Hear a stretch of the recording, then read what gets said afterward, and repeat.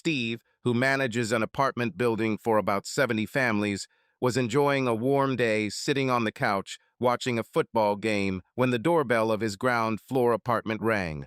Opening the door, he smiled with a sly expression on his face. "Oh, Amrita, hello!" Steve smiled at his beautiful Indian wife and mother. Her tight-fitting sari highlighted the seductive curves of her slender body, and her high dark ponytail swayed playfully. "Hello, Mr. Steve," the modest woman said quietly, lowering her eyes in embarrassment. "I was sent to you with the rent," she said, smiling. Um, yes, exactly, Mrs. Amrita," Steve replied playfully, seeing the folded bills in the woman's hand, adorned with bracelets.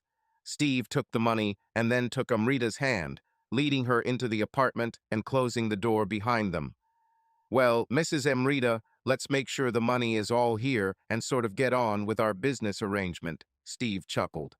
"Oh, Mr. Steve," Amrita cooed as she gracefully walked toward Steve's couch. This was not the first time she had come to see him for a business meeting a couple of times a week. "I have a trip to the mall with my sister in half an hour. Just enough time to pay the rent." 10 minutes later, Amrita was moaning for another reason. "Oh, Mr. Steve, I love it when you're around," whispered Amrita, a beautiful young woman with delicate features and a soft smile. She lowered her gaze slightly, not daring to look into the man's eyes for a long time, but it was precisely this feeling of calm and support that attracted her in these rare meetings. The warmth of their conversation reminded her of a time when caring was simple and relaxed, and although she perfectly understood the complexity of the situation, she could not help but smile slightly. Steve, older than her, looked like a man who had seen a lot in life, but behind his slightly stern features one could discern a friendly attitude. He laughed softly as he hugged her and supported her shoulders, creating a space of safety and acceptance. There was something in his gaze that made Amrita trust him. She sighed, feeling her embarrassment turn to gratitude for this unexpected moment of warmth. She moved a little closer to him, listening to the silence around her. Their conversation was full of hints and hidden emotions that did not require words. They both knew that shared moments were a rare luxury, and they tried to use them to give each other simple but important feelings. It seemed that at that moment they could forget about everything, as if they were in another world. Suddenly, the phone ringing disturbed their peace, causing Amrita to flinch slightly. She quickly glanced at the display, and noticing that it was her sister Pura calling, she calmly answered, not wanting anyone to notice anything unusual in her voice. The sister should not have suspected anything, and therefore Amrita spoke softly, as if she was busy with ordinary affairs. "Yes, Pura, hi. Yes, I'm a little busy, just discussing some issues with the landlord." She answered quietly, her voice sounded restrained, but at the end there was a subtle smile. On the other end, Pura laughed and raised her voice slightly. "Oh, you've always been able to charm people, sis," she joked, catching Amrita's warm tone, and she involuntarily blushed. Closing the phone, Amrita closed her eyes for a moment, as if returning to reality, and, smiling discreetly, looked again at Steve, who was already watching her with a friendly smile. He handed her a few bills, a gesture more like warm support than formality. "This is for your shopping trip, Amrita," he said, winking at her with a slight smile, clearly pleased that he could please her and make her everyday life easier. Her face lit up again, and she gracefully accepted the money, carefully tucking it into her purse. "Thank you, Mr. Steve. After the store, I will return to my husband and children, and I think I will remember this good moment of ours with gratitude." They both knew that their communication was a short but deep look into feelings that did not need explanation. Amrita looked at Steve warmly, then slightly straightened her hair and, without hiding her smile, headed towards the exit, feeling his attention on her. 5 minutes later, she emerged from his apartment in a figure-hugging sari, several ounces heavier than when she had entered. Besides the few secret arrangements Steve enjoyed each week with the small harem of women in the house, most of whom were married, his duties also included a lot of boring, repetitive tasks. The next day, after a quick meeting with a blonde Russian named Anna, already pregnant with Steve's twins, he found himself at the door of a fifth-floor couple named Carlo and Fatima. Carlo was a powerfully built man, dark as a stone. Fatima opened the door with only a small gap and looked out. Even through the narrow gap, Steve noticed her long, curly black hair falling to her waist and large dark eyes framed by long eyelashes that studied him carefully. The spicy aroma of spices wafted from the apartment, enveloping Steve like a warm hug. "Oh, hello, Fatima, right? Did you and Carlo call me because of a breaker that didn't work?" Steve asked. Yes. Wait, please, Fatima answered quietly and turned her head, looking back. Steve heard her whisper something quietly to someone. Finally, Fatima looked at him again and said quietly, now is not a good time to go inside. Wait, I'll come out to you. And with that, she carefully slipped through the door, barely opening it enough to slip past it. The door opened a little more than she probably would have liked to allow her curvaceous figure, now clad in a tight white t-shirt, to pass through. The t-shirt was followed by a shiny, elegant skirt that fell all the way to the floor and slender legs in beautiful sandals. Her curly hair was pulled back and secured with a shiny gold headband. "Ah, you have a beautiful, uh, outfit." Steve tried to diffuse the situation, feeling a slight tension in Fatima's behavior. "In a row?" Fatima tilted her head, looking at him puzzled. "Damn, you're stupid," Steve thought. "Looks like she's new to the country.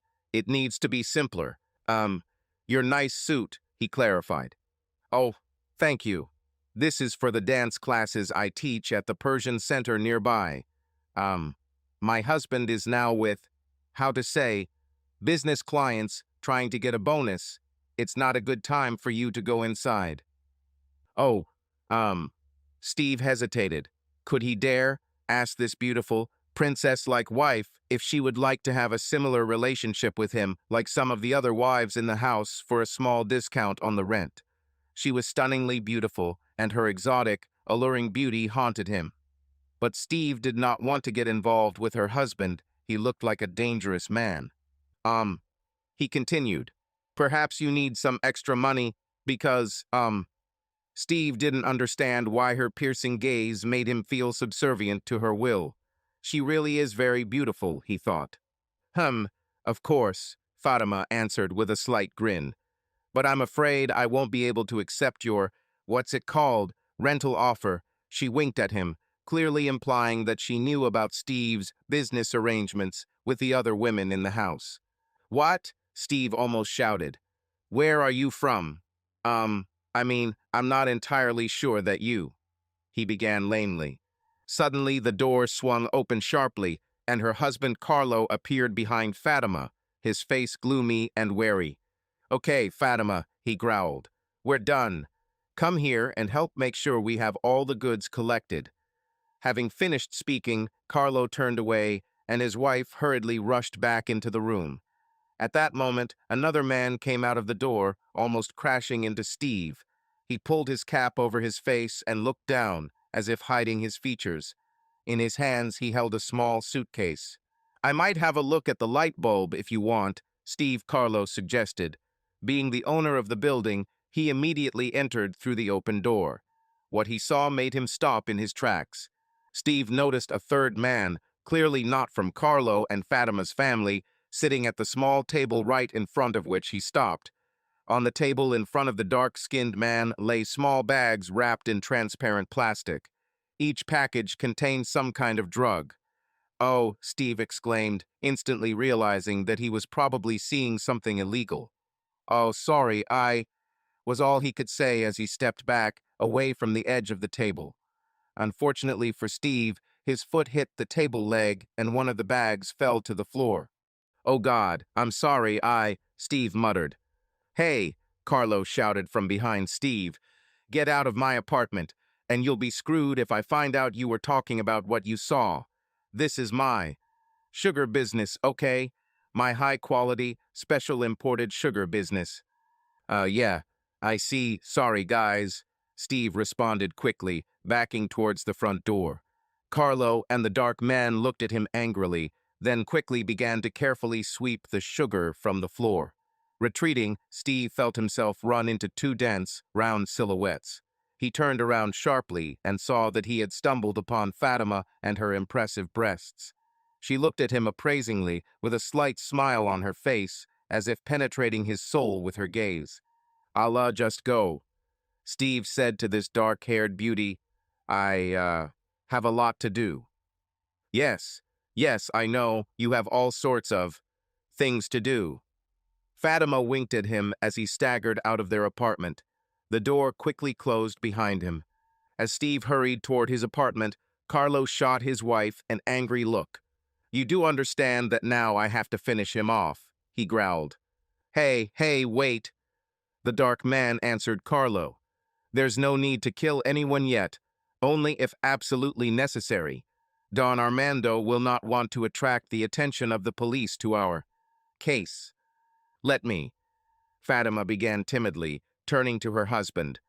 "Let me deal with the landlord. I'll convince him that he didn't see anything. No one will say." "How the hell are you going to do that?" Carlo asked her. "Better tell him I have a bullet with his name on it if word comes out about it." "Okay," agreed Fatima, lowering her eyes. "I'll make sure he's silent and the police won't come." "It would be better this way," Carlo muttered. "Well, Mr. Vitelli, are you ready for our little initiation?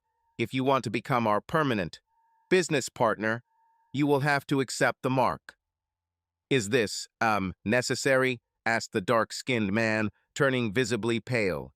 Carlo took out a device that resembled a screwdriver, but at the end it had a metal mark formed by sharp blades.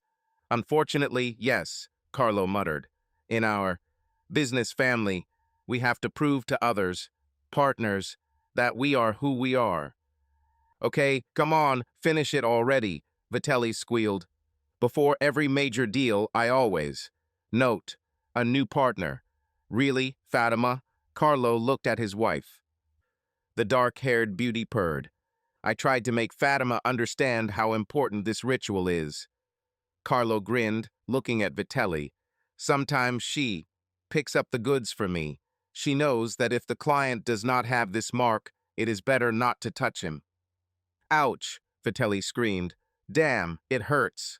"I'm sorry, but again, it's necessary to seal our agreement," Carlo muttered. When Vitelli left with his own full suitcase, Carlo shot his wife an angry look. "You better make sure the landlord keeps his mouth shut." He won't talk," Fatima muttered, snuggling. 2 days later, Steve walked through the lobby past the post office. Suddenly, a slender hand reached out from around the corner and grabbed his shirt. Her grip was strong, and so as not to tear his shirt, Steve obediently stepped into the narrow mailroom. Fatima stood in front of him. She was wearing a tight black t-shirt that barely contained her considerable curves, and her legs were covered in loose-lace transparent trousers and were shod in sandals. "Oh, Fatima, hi," Steve began. "CH.8-9," Fatima interrupted him. "Listen to me. You need to do exactly what I say, or there will be problems." "Wow," Steve muttered. "If this is about that incident, don't worry. Carlo shouldn't worry. I didn't see anything." "It's too late for that," Fatima said sharply, looking into his eyes again, as if looking into his mind. "We need to talk. I want for you to forget what you saw in our apartment." "No problem," Steve answered quickly. "Quiet," Fatima ordered. "This is not enough. This should be a more formal agreement, and I need the money for myself, and you must not talk about my husband and our apartment." "I told you I had no idea," Steve began. "I'm telling you it's not enough," Fatima insisted. "Now we must have a deal, business arrangement. I heard that you are dealing with the wives of some in our house. I saw a couple of pregnant women here." "I don't want to get involved in this," Steve begged. "It's too late. You shouldn't have seen what you saw," Fatima exclaimed. Now I protect you, but you must protect me too. You keep everything a secret, and every month you give me a portion of the rent, and I'll make sure my husband doesn't find out, and I'll come see you a couple times a week." She trailed off, running a long fingernail across Steve's chest, giving him goosebumps. And no, wait, Steve stammered. If I, sleep with you, then our deal is done, Fatima purred into the homeowner's ear. It's like shaking hands to seal a deal, only better. N. No, I don't think the, rental agreement is a good idea here. Steve pleaded. Maybe we need to get you out of there to safety. Listen, Mr. Armored Knight. Fatima purred. I appreciate it. I really appreciate it. But don't get me wrong. I need a powdery dream. It's an escape fr things. Powder dream and my belly dance. It's an escape. The sensual woman continued. And maybe I'll add a third type of escape. Say, twice a week. She hinted with a wink. I get some rent money and some time to escape. You get protection from my husband's accomplices, and some time to escape with me. Whatever you want to call it, silence. But Steve paused. Won't your, will Carlo kill me if he finds out? Husband killed us both, Fatima whispered. But it's too late, because there was no hour. Business agreement. You come. You come to the apartment the day after tomorrow at 3 o'clock. Fatima started, catching Steve's gaze again with her large, glowing eyes. My husband left on a business deal. You come to the apartment. We need to make a deal. After Steve nodded weakly, Fatima let go of his shirt, smiled shyly at him, and swayed out of the post office. As Steve left the post office to return to his department, a small family passed him in the hallway. Dean led the way, followed by his gorgeous blonde wife, Mary. Mary's fatigue showed through her beauty as she pushed a pram with a babbling baby inside. Steve knew exactly how Mary got that baby. Hey, Dean, Mary, Steve greeted them. Steve, Dean said evenly, walking past him. As Mary pushed the carriage past Steve, she looked at him and said under her breath, You better not say anything. What the hell does she think I'm going to do? Steve thought, Tell her husband that I planted this baby on his wife. Don't worry, Steve reassured her, seeing that Dean was out of earshot.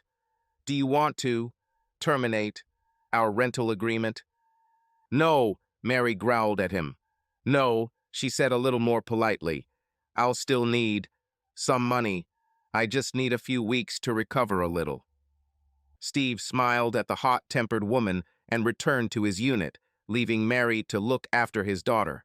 The next day, Steve tried to regain control of his life. The focus of the effort was naked 20-year-old Veronica DeLonzo, leaning over Steve's kitchen table as her baby bump jiggled beneath her. Veronica stood, nervously tapping her fingers on the edge of the table. The atmosphere in the room was electric. The employer was slowly approaching, and there was something mysterious in his gaze.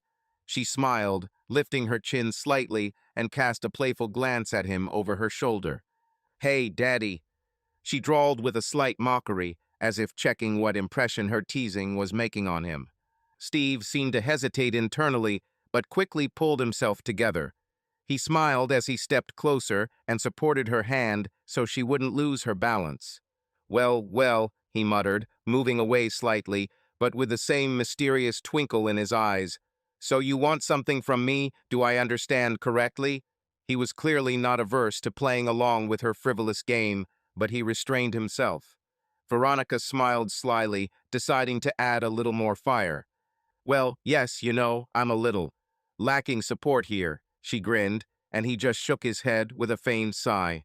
His hand lay on her shoulder, giving the situation a shade of either concern or something closer. She couldn't help but notice how his eyes glanced over her with slight admiration. Yet, despite her new position, her slender figure and flexible curves remained the same. Steve was clearly trying to remain calm, but he gave himself away by looking at her slightly intently. You might really need to think about a break, he muttered, still not taking his eyes off her. Otherwise, there's work, nerves, and this table is wobbly. He let go of her shoulder in order, as it seemed to Veronica, to literally test the stability of the furniture. Veronica laughed, placing her hand on his. Well, you are a real caring boss, Steve. You worry about the tables, she teased. Silence reigned in the room, filled with vague anticipation. Steve looked away for a moment, clearly thinking about something of his own. Then, nodding as if he had come to some decision, he said, "Well, I think you definitely have support now. And the table, by the way, stands strong," he said, lowering his eyes slightly and hiding a slight grin. Veronica just shook her head, laughing slightly, and in this laughter there was as much fun as there was mystery. "Hey, Daddy," Veronica said quietly, "maybe it's better for us to rest a little?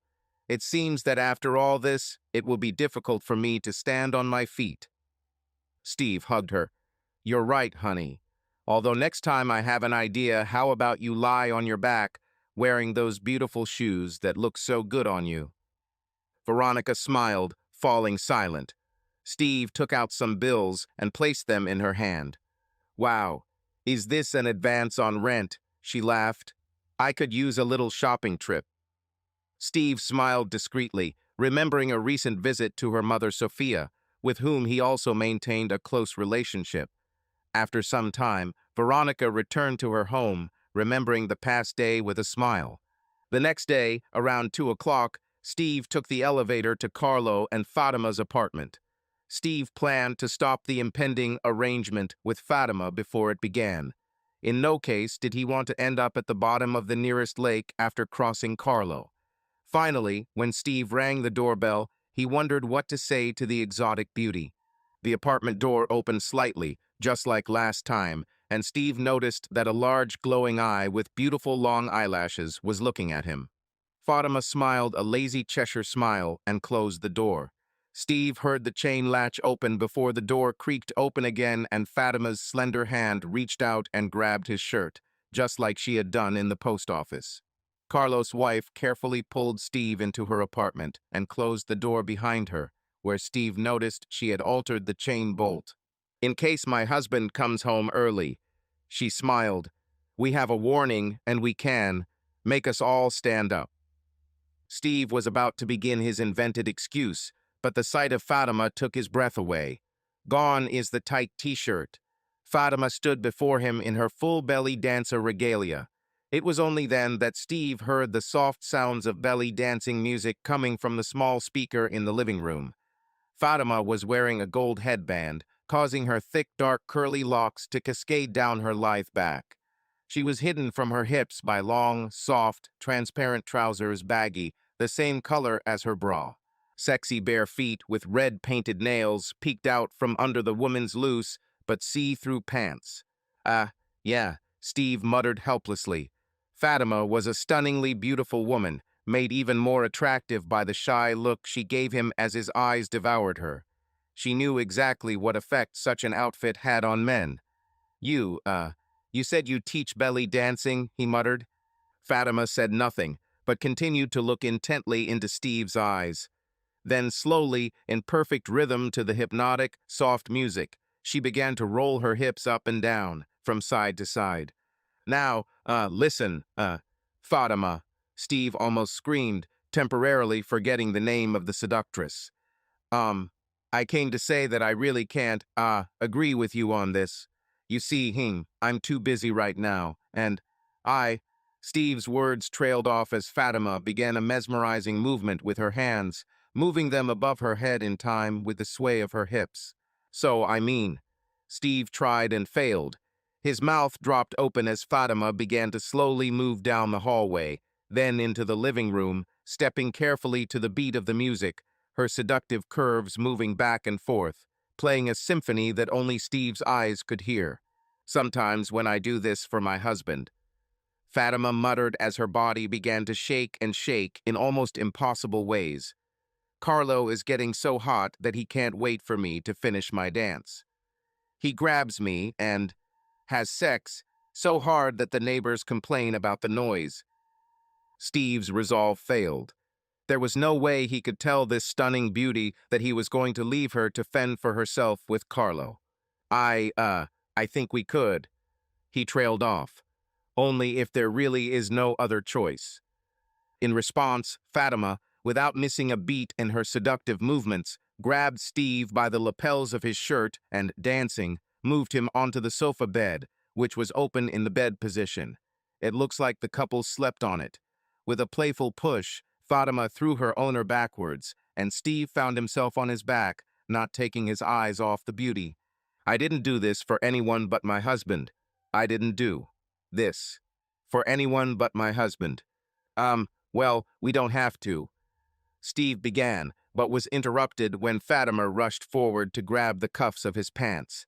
After repeatedly tugging on them, the married woman eventually released them and Steve's underwear followed them on the ride. Steve watched as Fatima stood at the foot of the bed, moving smoothly to the rhythm of the soft music. Her movements were graceful and mesmerizing. Her hips swayed, and she narrowed her eyes slightly, looking at him with a mysterious smile. With her hands folded at her waist, she confidently moved forward, even closer to him, as if inviting him to share this dance. She reached out her hands, touching Steve's shirt, and, as if following a rhythm, she smoothly took it off, throwing it aside. The whole world froze, leaving only the two of them in this exciting moment. Steve felt how the light aroma of spices, mixing with the subtle notes of her perfume, created an atmosphere of mystery and attraction. Fatima, smiling, leaned towards him, and their eyes met. Her eyes radiate warmth and strength. She continued her graceful dance, surrounding him with attention, and it seemed that every gesture was thought out to the smallest detail. Steve, as if hypnotized, could not tear himself away from her movements, into which passion and skill were invested. Fatima slowly straightened up, straddling her owner with grace and slightly arching her back. Her movements were smooth, as if she was part of some ancient ritual, which gave the whole event mystery and charm. The woman's long brown hair flowed over her shoulders, creating a halo of sorts as she ran her hands through her hair and composed herself in an elegant pose. In this position, her figure seemed incredibly majestic, like a statue filled with silent strength and exquisite beauty. Her presence, calmness, and confidence in her actions filled the room with a special atmosphere. Steve couldn't take his eyes off her face. Her eyes shone with excitement and something elusive that both attracted and intrigued him. She began to move slowly, following an internal rhythm that seemed to exist only for her. Each movement was honed and filled with special meaning. She seemed to be dancing to invisible music, and her figure smoothly curved, following this rhythm, which filled her with energy. With each of her movements, Steve felt an invisible connection forming between them, as if their souls were gradually approaching each other, finding a common rhythm. Fatima smiled at him, and there was something unusually soft and reassuring in her smile. She looked at him intently, her eyes sparkling, reflecting the inner light. She continued her smooth, rhythmic movements, her figure gracefully spinning, creating a feeling of magic. Steve couldn't understand how this was possible, but he felt that some kind of special connection had formed between them, which was more than just physical attraction. It was a feeling of closeness, trust, and something invisible, but incredibly significant. "We are connected by this," she said softly, catching his gaze, her voice low and slightly vibrating, as if permeated with feeling. "This is our secret, our promise to protect each other." Steve continued to look at her, and with every word she said, he felt his heart fill with warmth and something that was difficult to describe in words. There was truth in her words, and he felt it with his whole being. She talked about what was important to both of them, about something deep and real that connected them with invisible threads. She moved even closer to him, her eyes never leaving his face. Fatima continued to move, and her movements were like a dance free and graceful, as if her body was capable of expressing all her inner strength and confidence. Every time her gaze touched him, he felt that something was changing inside him, as if she was penetrating deeper into the most hidden corners of his soul. Steve smiled, feeling as if he were captivated by her spell. Her every glance and movement enveloped him, creating that same connection between them that was both tender and powerful. He felt that this moment they shared was truly special, unlike any other. There was more to him than just passion or physical intimacy. It was something deep that could be called true unity. Fatima looked at him. Her eyes were full of determination. Her voice was quiet and confident. "You trust me, and I trust you. We seal this promise with our destinies." She spoke these words while continuing to move, and the strength of her intentions was felt in her every movement. She seemed to confirm every word with every movement, every look and gesture. It was like a ritual, a symbolic confirmation of their connection and mutual trust. Her eyes did not leave his face, and Steve felt that these words were said for a reason. They were filled with meaning that he had not known before, and he understood that she was telling him something important to her. Steve continued to look at her, smiling, immersed in the atmosphere that Fatima created. She was like a dancer, enveloping him with warmth and care. Her movements were soft and smooth, her figure gracefully curved, following an invisible rhythm. He felt how something in him responded to her words, how this moment, filled with their mutual trust, became something truly significant for him. Her hands slid softly to his chest, and she pressed him lightly to her movements continuing to move rhythmically in their graceful dance. Fatima was there, her warmth and her presence filled him with a sense of unity, and he realized that what they shared in this moment was special. It was more than just a physical connection. It was a connection of two souls, two people who trusted each other and were ready to share their destinies. Fatima smiled softly, her eyes still not leaving his gaze. Her words were quiet but full of meaning. We share this secret. We share bodies and destinies. She continued to move, and each of her soft exhales touched his skin, enveloping him with a feeling of security and warmth. Steve realized that this moment was more than just intimacy. It was real trust and a connection between two hearts, two souls that were ready to move forward together, no matter what. He shouted. The accumulated emotions overwhelmed him, and he surrendered to the onslaught of hot feelings. Fatima smiled, pressing herself even deeper into him, hugging him and immersing them in the softness of each other, a connection so intimate and heartfelt that it seemed that they had become one. He felt all the tension concentrated in the moment of this connection, which was beyond his control, but as necessary as breathing. Fatima was also filled with this moment, and together they experienced the peak of intimacy.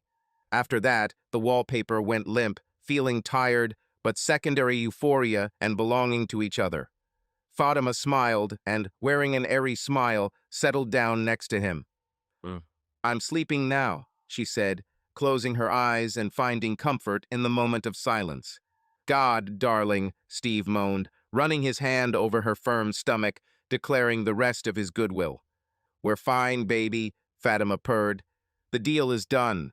I'll come see you on Thursday, pick up the money, and, once again, dance. With that, she fell into a short doze. After getting dressed, Steve left the apartment. Why the hell do I feel like I'm walking on a tightrope? Steve thought.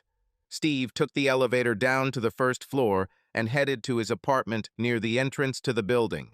Before he got there, he noticed Carlo enter the building. Walking past the sparkling merchant, Steve smiled slightly as Carlo growled. Hey, Steve, you didn't spill my sugar today, did you? He asked with a grin. Hee, no, dude, everything's fine, Steve replied. Ooh, Gia Lai gasped as Steve pressed her against the wall in his apartment. Clad only in a soft purple robe, the lithe Asian student wrapped her arms around Steve's neck. He was dressed in casual clothes, but was clearly nervous from the proximity. And, if you want to show your feelings, Steve said, stuttering and slightly out of breath, you can, give in to the moment. He hugged her tighter, holding her close to him. Gia Lai hired Steve for private lessons on emotional intimacy to better understand how to build relationships and understand her feelings. To her, Steve was a reliable person with whom she could learn new things. She whispered, her long dark hair framing her face as she pressed closer. I can feel your concern. Sometimes it's so nice to just be around each other and feel supported by each other, Steve said quietly, holding back his emotions. Gia Lai smiled, feeling the warmth emanating from him. Yes, she answered quietly, sometimes that's exactly what you need. She closed her eyes, enjoying the moment of intimacy and mutual understanding. Steve relaxed too, feeling the connection between them. Thank you for helping me understand all this, Gia Lai said. You are always there when I need you. Steve smiled back and nodded slightly. "Always happy to help, dear," he replied. "Are you sure you're comfortable?"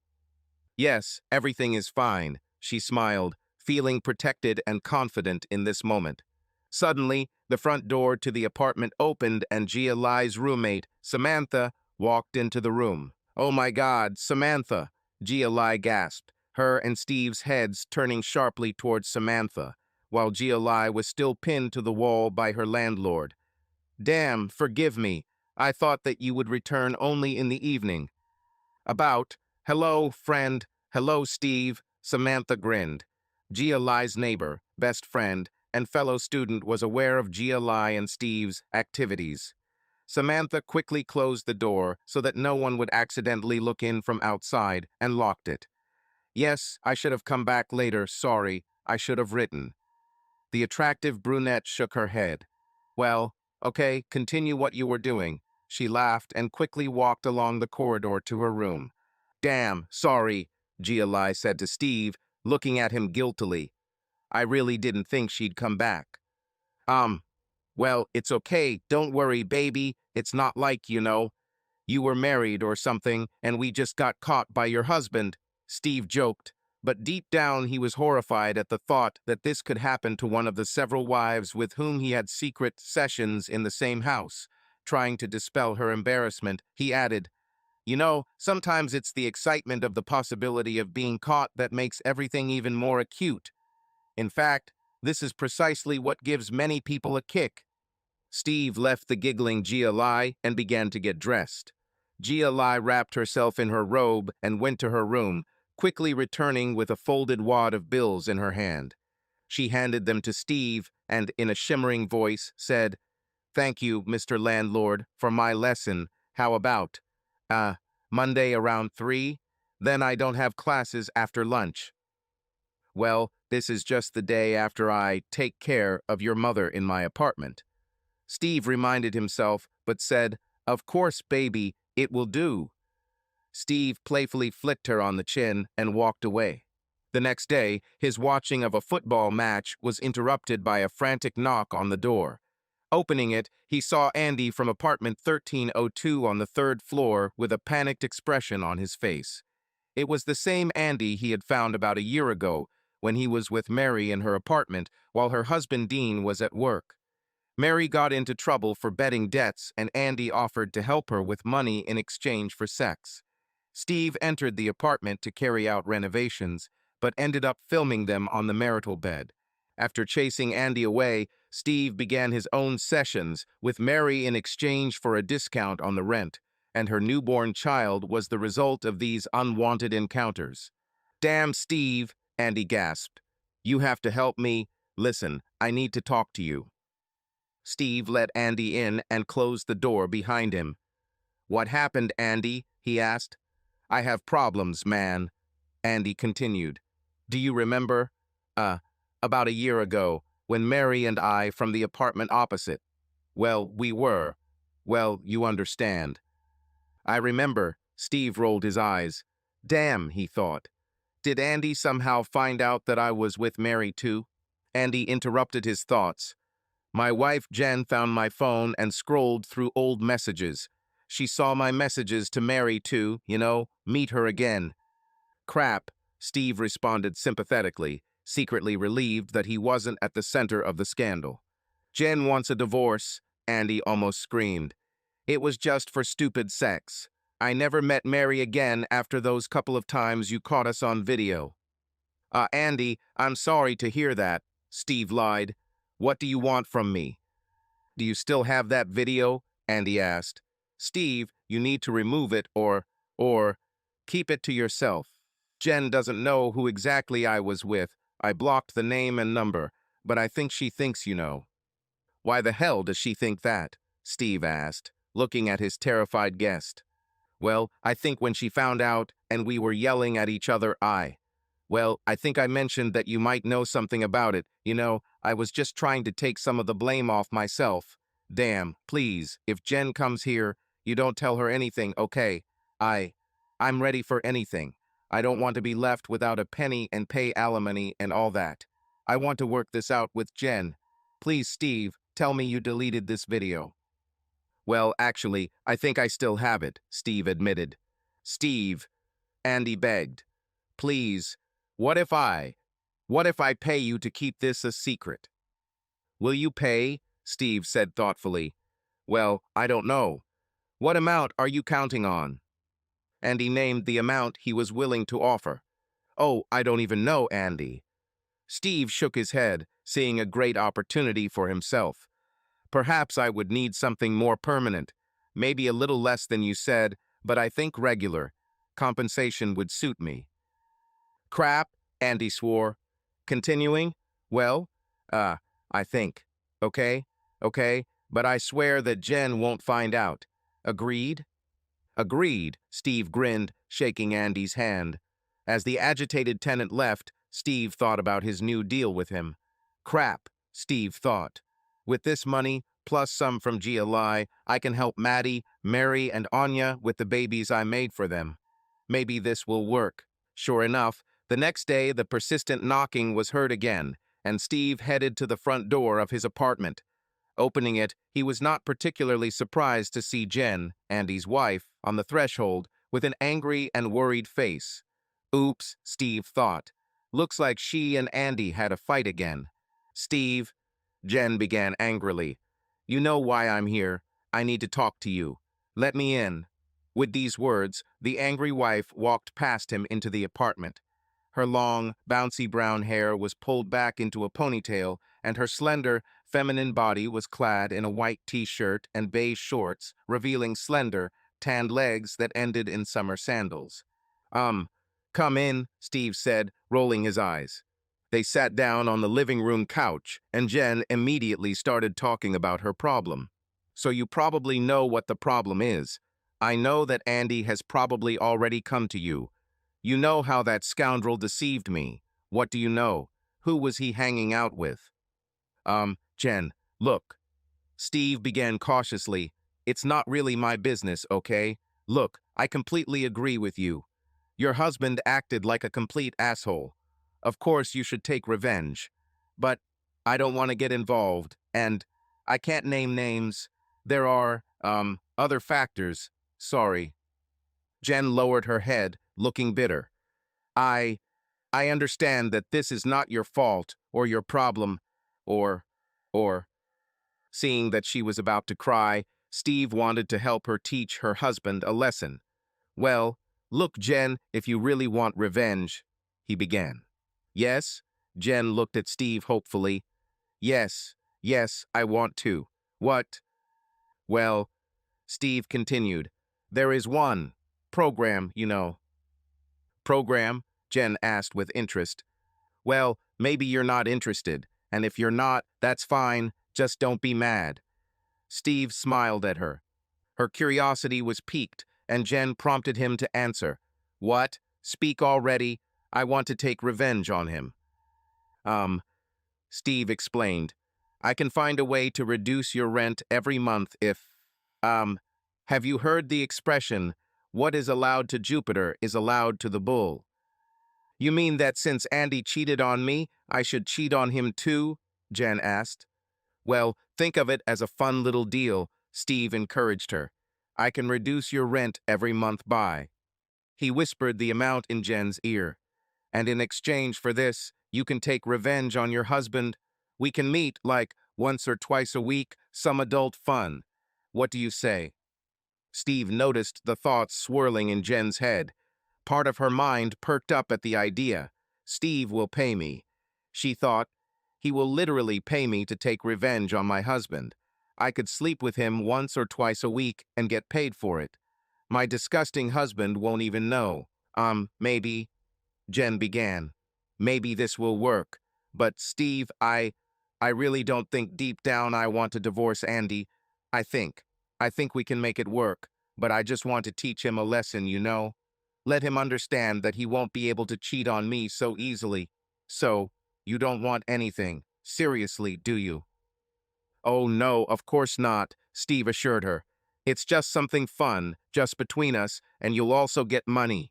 In fact, Steve thought, you will receive your husband's money. Money for sex, then, Jen grinned. This Might work. Yes, I definitely won't tell Andy about this right away, but I think I want to stay with him. Moreover, I was thinking about talking to him about the baby. I think it would bring us closer. Well, that's great, Steve said, but he thought, wow, having a baby with someone you're so mad at. Not the best way to strengthen a relationship. They left Steve's apartment and took the elevator to the third floor. Steve went up to the third floor with Jen because he wanted to check on the ventilation problem on that floor. When they stopped at Jen and Andy's apartment door, she gave him a flirty look. I kicked Andy out of the apartment, Jen said. I took the key from him, and now he will live with his brother for a couple of days. I think I want to start your proposal about renting. What do you say, maybe we can start tomorrow? She asked with a playful look. Tomorrow, yes, miss? Steve picked up her playful tone. He quickly ran his thoughts through tomorrow. The day after tomorrow, he had an appointment with Anna while her husband Victor was at work, and in the evening of the same day with Sophia before she went to bed with her husband Francisco. Tomorrow is coming, my lady, he said. This is of course very banal, but your apartment or mine? He asked with a smile. Ooh, Jen teased him. Looks like you were a real heartthrob in college with lines like that. I think I'll be more comfortable at Andy's and my home. There won't be anyone, so Andy won't know anything. While they were talking, Andy and Jen's neighbor, Mary, came out of the elevator across the street, pushing a stroller with her baby in front of her. Damn, thought Steve. Awkward. Mary is now pushing the stroller with the baby I made for her behind her husband's back, right past me and Jen. When Mary came closer, Jen did not seem to notice her, since her back was to the elevator. And if I ever find out who the prostitute with whom my husband cheated, I will kill her, Jen said sharply. Mary's eyes widened at what she heard, as she knew that she was the one Andy was cheating with. Mary cast a worried glance at Steve, fearing that he might give away her brief affair with Andy, but Steve caught her gaze and subtly shook his head. When Mary jingled the keys to her and Dean's apartment, Jen finally noticed her and said, "Oh, hi, Mary." "Hi," Mary replied, and then turned to Steve. "Oh, Steve, don't forget, you need to, fix the pipes in my kitchen. Maybe now would be convenient." Pipes, Steve thought. Her husband Dean never talked about the broken pipes. Perhaps. Then he realized that Mary wanted to talk to him alone. Since her baby was born, they had not had a meeting for a couple of weeks. She needed a month and a half to recover.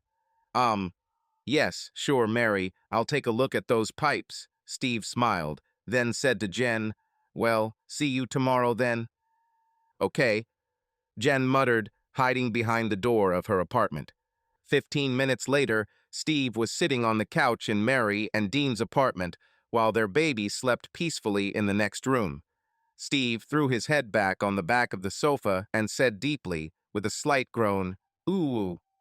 Sounds filled with tension echoed through the living room as Mary sat across from Steve, sighing heavily. There was disappointment in her eyes, and his gaze was filled with persistence. She shook her head, clearly not happy with what was happening, but could not stop. Well, Steve muttered, looking at her. "Listen," Mary said sharply, interrupting him. "I told you, don't call me that. And don't forget why we are here. I need money, and I'm counting on your help." Steve nodded, took out his wallet, and pulled out several large bills, handing them to Mary. She counted the money, frowning, clearly not satisfied. "You better do everything right," she said, putting the money into her bag. "And also, I need to know that you keep your mouth shut. Don't say anything to Jen, okay? I don't want Dean to suspect anything." "Okay, I got it," Steve said, his voice less confident. "I didn't say anything about last year, and no one would have known that." "Shut up," Mary interrupted him, waving her hand. "Just leave. Now is not the time. Dean could come back any time, and I don't want us to get caught." Steve stood up, buttoning his jacket, and headed towards the exit, while Mary sighed heavily, looking towards the door. 5 minutes later, Steve was riding the elevator back to his apartment. The next day around 2 o'clock, Steve rang the doorbell at Jen and Andy's apartment. Jen creaked the door open and grinned when she saw Steve. "Oh, hi, Mr. Landlord. I guess you can come in," she said cheekily. Steve walked in and locked the door behind him. "Well, I didn't bring a bottle of wine or anything because it's not romantic," he joked. However, he was pleased to see that Jen had put some effort into looking good for him. Her long, wavy brown hair was pulled back into a high ponytail, and light makeup highlighted her beautiful features. Her slender, hourglass-shaped body was hugged by a white t-shirt that barely held onto her large, pert breasts. Her long, flexible legs flowed smoothly from her tight jean shorts into a pair of sexy high heels. Um, Jen began shyly. "Where do we, start? I've never done this kind of thing before. Not sex, I mean, of course," she muttered. "I mean, cheating." Decisions," Steve smiled. "How about you just lie down comfortably on the bed in the master bedroom? You said there was no one here today, right?" "Ooh, very naughty of you, sir," Jen smirked. "A matrimonial bed, right? Okay, very naughty, but also very sexy." The couple headed to the bedroom and Steve lounged on the queen-sized bed. Jen opened the bedroom sliding door to the balcony to let in fresh air through the mosquito net. "Oh, I almost forgot," said Steve.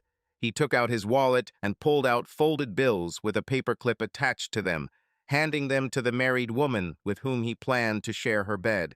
"Oh, that's my extra money for rent," Jen laughed. "Is it rude if I count now, or is it better to wait until you leave?"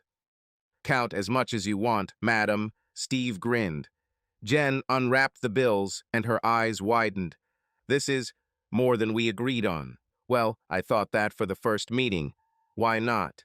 Steve said quietly, thinking to himself, "Well, it's not that big of a deal since I'm using some of her husband's money to pay his wife to sleep with me."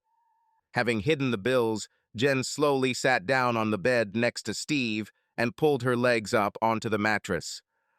So we just get started. Whatever suits you," Steve encouraged. "Where do you want to start?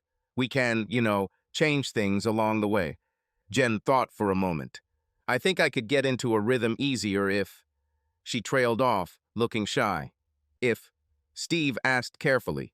"If I, give you pleasure first." Jen said quietly. "It might help me, get into a rhythm." "Of course, honey, I understand. Don't worry." Steve smiled reassuringly. "Do you want to, unpack me yourself, or should I start?" "Ooh." Jen beamed with a playful smile. "Is this like a Christmas present? Can I unwrap a gift for you to get back at you for your husband?" "Ha, unpack," Steve said, leaning back on the bed. Steve took off his socks and looked at Jen, a little nervously. She smiled slightly and began to slowly unfasten his belt, carefully pulling it out of his jeans. Her movements were confident and unhurried, as if they wanted to remember every moment, every touch. Steve couldn't help but notice how his heart began to beat faster, feeling that something special was happening. Jen threw the belt to the floor, her hands went to Steve's jeans, and she began to undo the button and zipper, carefully watching his reaction. She enjoyed this closeness because every step they took brought them closer to each other. Steve felt excitement and trepidation, which made this moment even more meaningful to him. Carefully throwing her leg over Steve, Jen helped him remove his jeans, gradually freeing him from his clothes. Then her hands reached for his t-shirt, and she slowly began to lift it up. Steve rose slightly to help her, and as the t-shirt left his body, their eyes met. Both smiled at each other, and at that moment they felt a special connection that was difficult to express in words. Left in just his boxers, Steve looked at Jen, and his face lit up with a smile. He enjoyed every moment, every look, every movement. "Now it's your turn," he said, gently touching her waist and undoing the button on her shorts. Jen turned to help him and allowed him to remove them from her. Steve carefully watched her every move, enjoying this closeness and trust. When the shorts were on the floor, Jen sat down next to him again, her eyes sparkling with anticipation. Steve ran his hand gently over her shoulder, stroking her skin, and then reached down to take off her t-shirt. When the fabric left her body, she was left in only her underwear, and he could not take his eyes off her tenderness and beauty. Jen smiled, her eyes shining, and at that moment she felt that all her doubts and worries were gone. "I thought it would be more convenient," she said with slight embarrassment, blushing a little. Steve looked at her, shook his head, and said, "You look beautiful." He continued to stroke her shoulders, feeling her warmth and tenderness. These moments were full of sincerity and deep love that made their intimacy truly special. Jen leaned towards him, their faces close to each other. She touched his lips softly, kissing him tenderly. There was more to that kiss than just physical touch. It was a gesture of trust and love. She then helped him remove the last of his clothes, and soon the two of them were together, enjoying complete intimacy with each other. She looked into his eyes, and there was so much warmth and tenderness in her gaze that Steve felt his heart fill with love. "Do you like what you see?"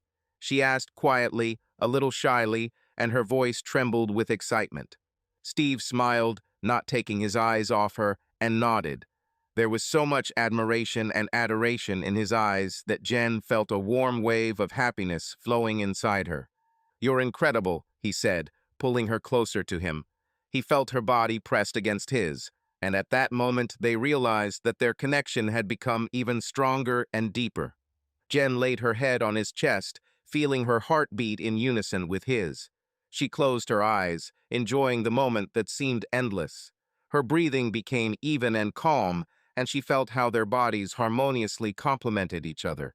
This moment was filled with tenderness and love, and both knew that they had a special connection that could not be destroyed. They enjoyed every touch, every look, every moment. All worries and worries were left behind, and now for them there was only this moment, a moment that they wanted to keep in their memory forever. They touched each other tenderly, exploring and rediscovering each other. Every movement, every touch was filled with meaning and love.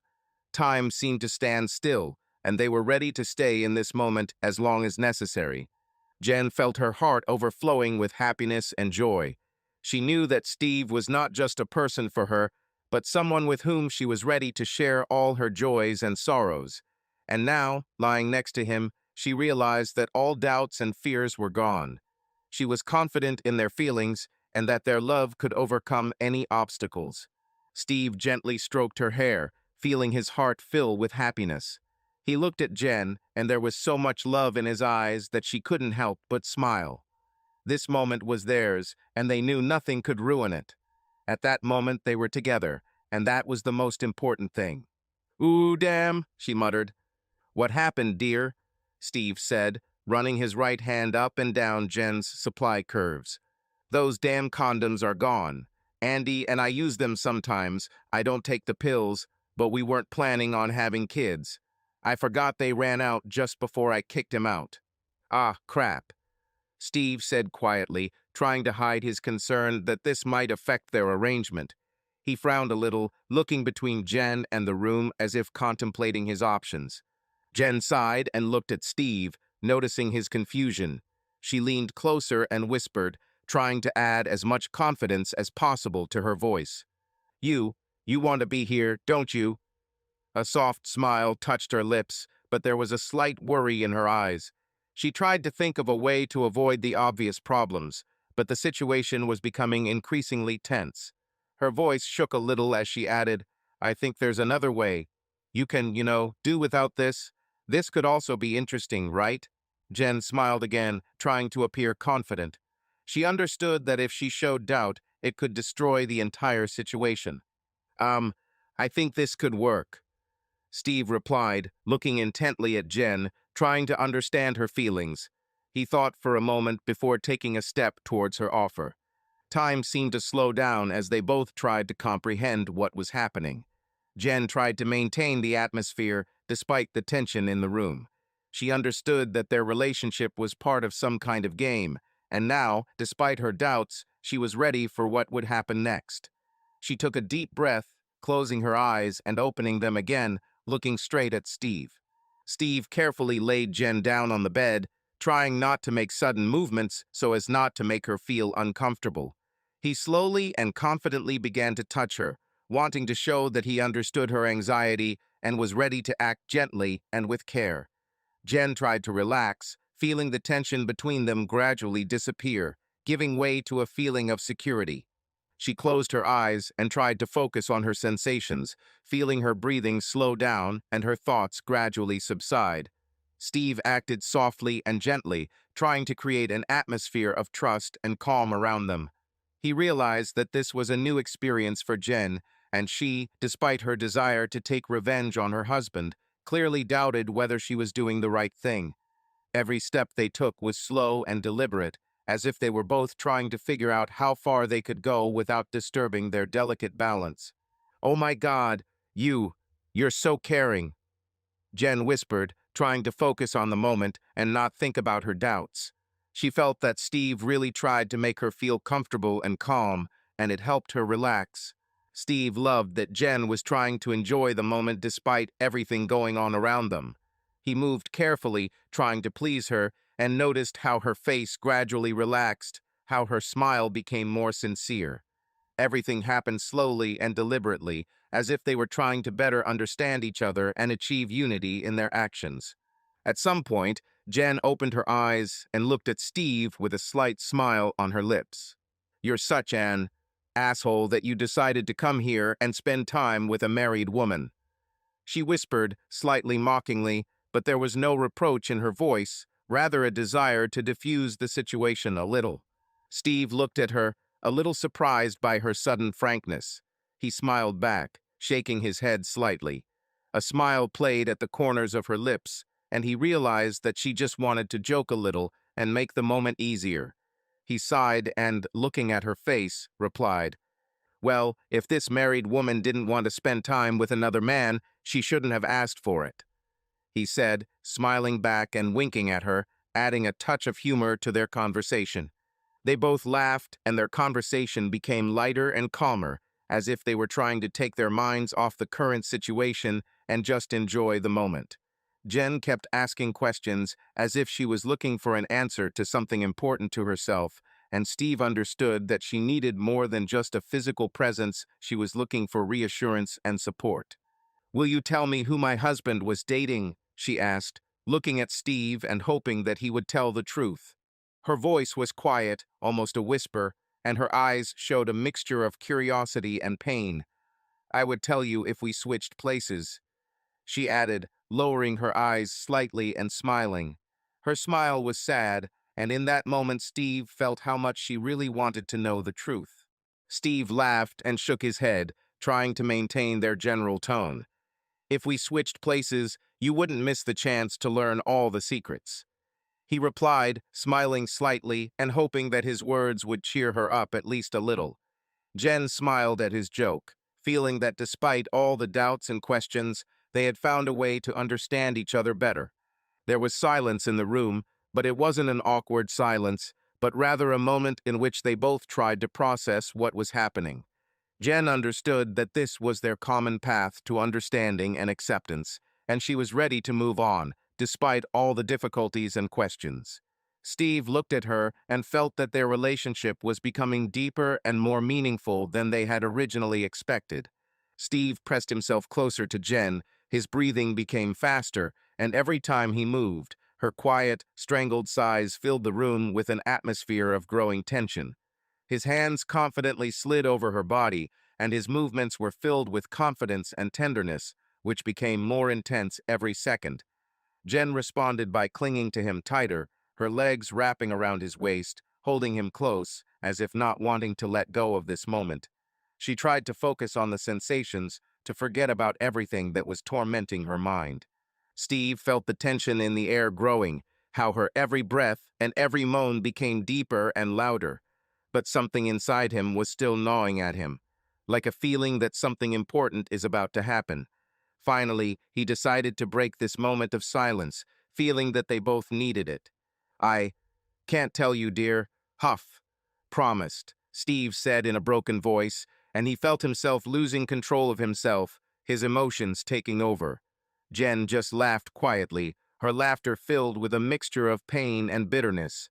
"Secrets," she asked playfully. There was bitterness in her voice, but she tried to hide it behind a smile. Hiding secrets a little, huh? The words sounded casual, but Steve felt the tension emanating from her. He fell silent, trying to find words that could calm her down at least a little, at least for a moment distract her from what was happening between them and in her soul. He hesitated to answer, afraid to say something unnecessary. He knew that it was important for her to hear the truth, but he understood that some things were better left unsaid. The woman he's with, Steve began, choosing his words carefully. I think she's somewhere in another area now. He lied, trying to sound indifferent, as if it didn't matter at all. What? Jen shuddered, her eyes widened, and anger flared in them. Are you serious? There was now a mixture of disappointment and pain in her voice. Hearing that her husband was with another woman, Jen felt her insides turn upside down. Deep disappointment covered her head. Tears came to her eyes, but she stubbornly held them back. Instead of pulling away and leaving him, she redoubled her efforts, squeezing him tighter, as if she were trying to drown out her pain. Her breathing became heavy, every movement filled with despair and anger, directed not at Steve, but at the man who had broken her trust. Did he have a child? She whispered with pain in her voice, her hands tensed, and a mixture of anger and pain was visible in her eyes. Her words were sharp, like a blade, and each of them inflicted a new wound on her, but she could not stop. She knew she had to get through this. Steve carefully stood up, looking into her eyes. He saw in them all the pain that she was trying to hide. His heart sank from her suffering, and he realized that he could not simply move away. Are you sure? He whispered, his gaze full of concern. He looked for at least a glimmer of doubt in her eyes, but there was only determination.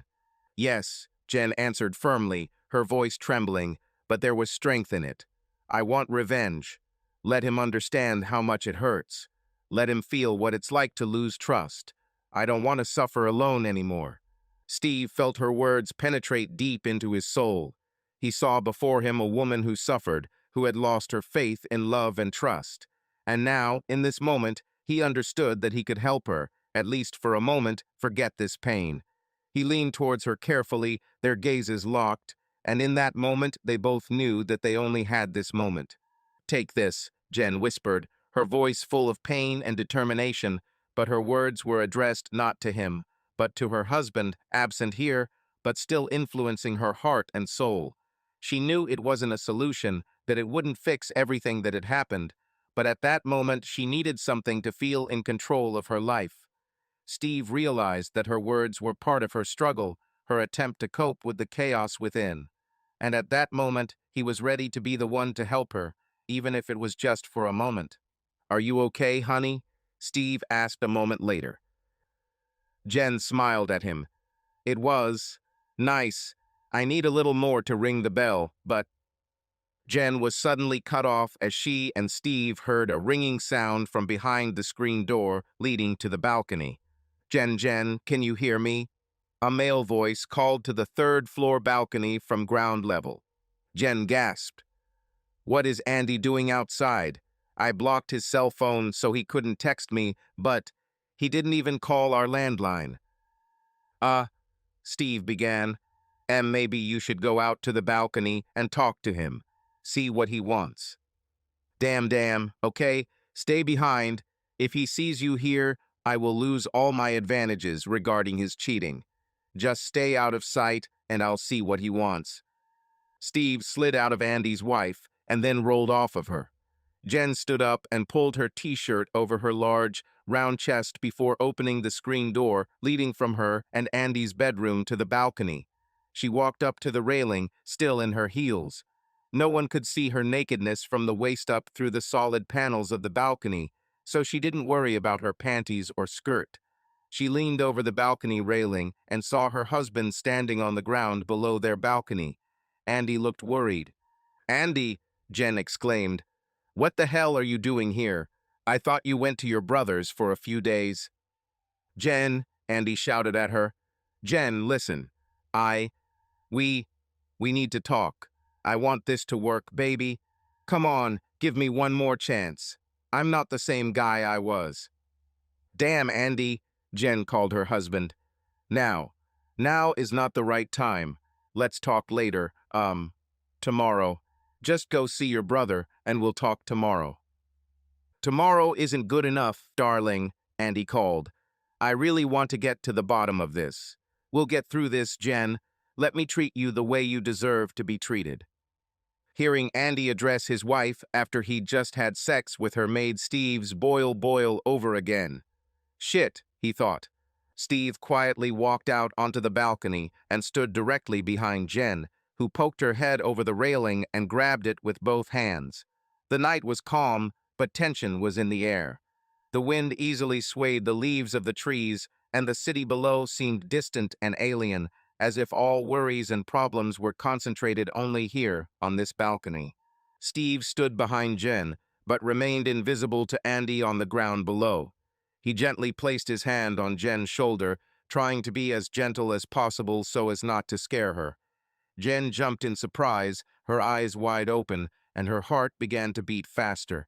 But Steve quietly whispered SHHH, trying to calm her down, and slowly removed his hand so as not to create unnecessary tension.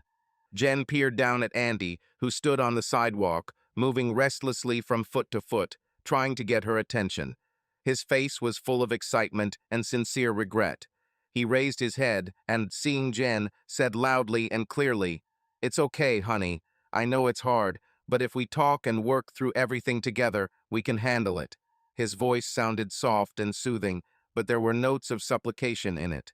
Steve felt the tension in the air growing, but tried not to interfere in their conversation.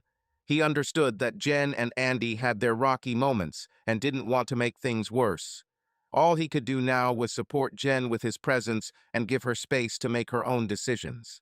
Jen, still focused on her husband, tried to remain calm, although her emotions were strained to the limit. Contradictory feelings were seething inside her: love, pain, anger, and fatigue. She sighed heavily, trying to collect her thoughts a little. I don't know, Jen answered shakily, looking at Andy. Words were difficult for her, and her voice trembled, reflecting her internal struggle. She had a hard time focusing on what was going on between them and felt lost. "You cheated on me. How long did this last?" she almost shouted, feeling tears welling up in her eyes and her chest squeezing in pain. It was difficult for her to believe what had happened, and every attempt to understand the situation only deepened the wound. "Honey, it was a mistake, I swear. I love you and I want to make things right. Please just give me a chance," Andy begged, and there was desperation in his voice. He didn't pay attention to the fact that Steve was nearby, because all that mattered to him now was Jen and their relationship. Andy felt his life would be meaningless without her and wanted to do everything he could to regain her trust. Jen tried to pull herself together, although emotions overwhelmed her. She sighed heavily and glanced briefly at Steve, who stood a little behind, as if supporting her with his presence alone. He just shook his head, indicating that he was not going to interfere in this difficult moment. Jen knew that now she had to make an important decision to try to save her relationship with her husband or to move on. She felt overwhelmed and tired from all these experiences, but she understood that without this conversation, she would not be able to move on. "I understand that you are remorseful," she said, trying not to show how hard it was for her to say it. She paused to collect her thoughts. Words were not easy for her, and each of them reflected her doubts and pain. "But trust will need to be restored. I don't know if we can do it, but maybe you're right, we need to talk." Jen knew that if she and Andy decided to give their relationship a second chance, they would both have to go through a lot to learn to trust each other again. Andy looked at her hopefully, his eyes expressing all the emotions he couldn't put into words. "Please, baby, give me a chance. I want to make things right. I promise I won't hurt you again," he said, his voice shaking and tears shining in his eyes. He desperately hoped that she could trust him, despite everything that had happened. Jen brushed away a tear rolling down her cheek and nodded. She wasn't sure she could forget and forgive, but she knew Andy was really trying to make things right. "Okay, Andy, we'll try, but it won't be easy," she said, her voice shaking with mixed emotions. She glanced at Steve and smiled softly, showing that she understood and was grateful for his support. At that moment, it was important for her to know that someone was nearby who understood how hard it was for her. Steve took a step back, allowing Jen to make her own decision. He knew that he had done everything he could to support her, and now she needed to deal with the situation herself. Jen and Andy continued to talk, and Steve knew that they would still have a chance to talk things over and perhaps regain their lost feelings. He hoped that everything would work out for them, and that they could find the strength to restore their relationship. The balcony fell silent again, with only a gentle breeze playing in Jen's hair as she stood next to Andy, looking at him with hope and fear. Andy quietly stepped closer, holding out his hand, and Jen allowed him to take her hand. At that moment, she felt that perhaps somewhere deep down, she still had the strength to forgive and move on. Steve watched from the sidelines, feeling that this moment belonged to Jen and Andy alone, and that they both had a long road ahead, full of challenges and opportunities for change. Finally, Jen stepped away from the railing and entered the bedroom. "Okay, I think my husband will come. Talk. You better get out of here," she insisted. "Okay, honey, are you okay?" Steve asked her. "Are you still okay with our sessions?" Um, yes, yes, Jen said decisively. "Andy and I will probably agree, but I meant what I said. He impregnated some bitch. A worthy payback is if he raises a child from another man. I'll keep using condoms with Andy until I find out I'm pregnant. Then no more condoms, Andy will think it's his." "Okay, honey, this is all cool." Steve smiled as he pulled on his clothes. "Ha, well, we'll see, dear." Steve chuckled. "What about, our next meeting on Wednesday? My place?" Jen nodded enthusiastically and finished getting dressed. Returning to the first floor, Steve headed to his apartment and met a distraught Andy heading towards the elevators. "Damn, Steve, thank you so much for not telling Yen about me and Mary. I think Jen and I can handle this. Thank you so much. For everything. Don't worry, I will continue to make payments." "Ah, no problem, please," Steve muttered, walking past Andy. But what he was thinking was thank you for everything. Well, I may have just gotten your wife pregnant. And that too, please. If not, maybe I'll visit her on Wednesday when I pay her your money to put her on her back in her apartment. Steve returned to his apartment, trying to clear his thoughts. It became clear to him that the current situation with the residents was much more complicated than he had imagined. Problems that once seemed minor have now begun to affect the lives of many people in the house. He realized that continuing such deals with women only increased tension and discontent. The next day, Steve decided that he needed to deal with this situation once and for all. He decided to talk to each of the women with whom he had informal arrangements and present them with an honest choice. He could no longer be part of this circle of lies and manipulation. Steve created a list of residents with whom he had similar relationships and began scheduling his meetings. First on this list was Amrita. As he approached her door, his heart began to beat faster. He knew that it would not be easy for her to accept his decision, but he was sure that this was the only right way. Knocking on the door, he waited for Amrita to open it and said calmly, "Hello, Amrita. We need to talk. Can I come in?" She nodded silently and let him inside. Steve explained that he needed to change their arrangements and that there could no longer be any personal meetings that went beyond the business relationship between the landlord and the tenant. He also assured Amrita that he would not use any information against her and just wanted to help her feel safe and respect her boundaries. "Thank you for your understanding, Steve," Amrita said, looking at him with slight sadness. "Perhaps this really is the right decision for both of us." Mary was next. She also listened to Steve and appreciated his sincerity. She admitted that dating him was a difficult decision for her, and now she wants to focus on her family and try to improve her relationship with her husband without fear of hidden consequences. Steve supported her and expressed hope that she would succeed. Fatima was one of the most difficult meetings. Her husband, Carlo, was still involved in suspicious activities, and Steve knew that it would be difficult for Fatima. He tried to explain to her that he did not want to put her in danger or create additional risks. Fatima was silent for a long time and then said, "I understand, Steve. It's not easy for me, but I'll accept it. Carlo and I must solve our problems ourselves without the participation of third parties."